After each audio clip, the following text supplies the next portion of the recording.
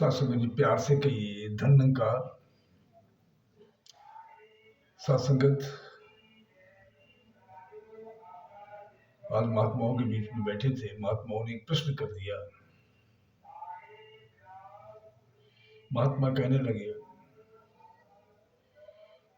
कि चलते फिरते नजर पड़ती है तो ऐसे ऐसे लोग नजर आते हैं जो आपस में स्वयं से लड़ रहे हैं। उनके आसपास कोई नहीं, अकेले स्वयं से लड़ रहे हैं, स्वयं से बात कर रहे हैं। ये सब क्या स्थिति है? दास को एक बात याद आ गई कि एक बार राक्षसों ने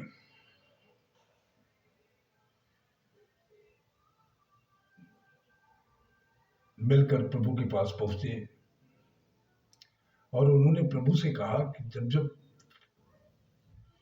मैंने अपनी राक्षसी प्रवृत्ति को फैलाने का कार्य किया तो कहीं आप राम के रूप में,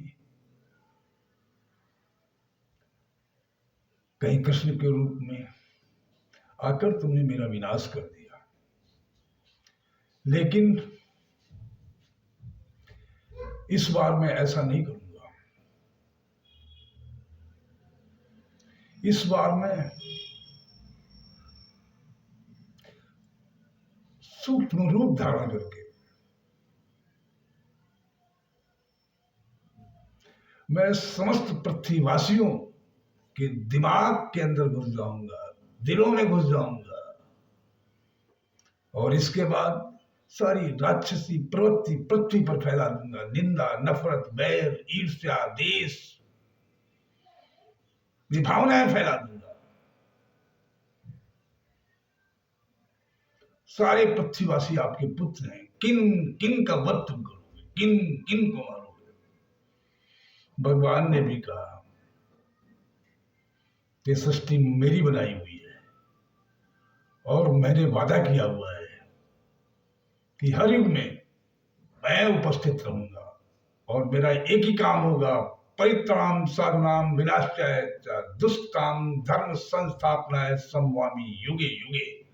मैं हर युग में धर्म की स्थापना करने के लिए, राक्षसी प्रवृत्ति की विनाश करने के लिए हमेशा तत्पर रहूंगा, हर युग में आऊंगा।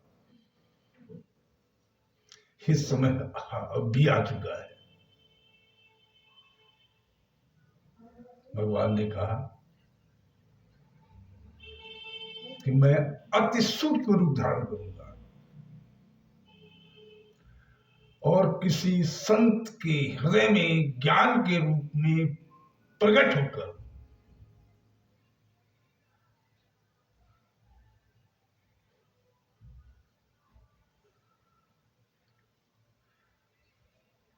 समस्त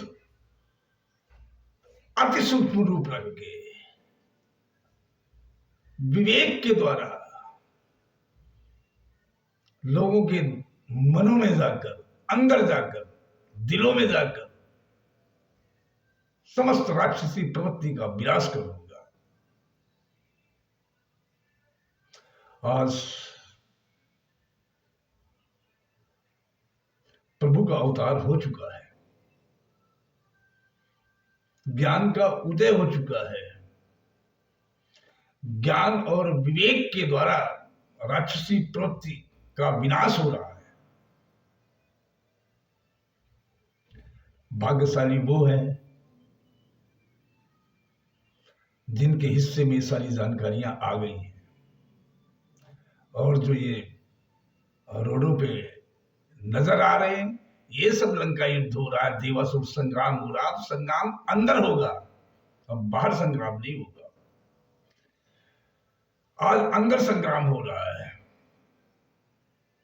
लेकिन अंततः जीत विवेक की होगी। राक्षसी प्रवृत्तियां का विनाश होगा। परमात्मा अपने कार्यों को पूर्णतया अंजाम देने के लिए उपस्थित हो चुका है। साथ संगत जी प्यार से कहिए धन्यकार जी।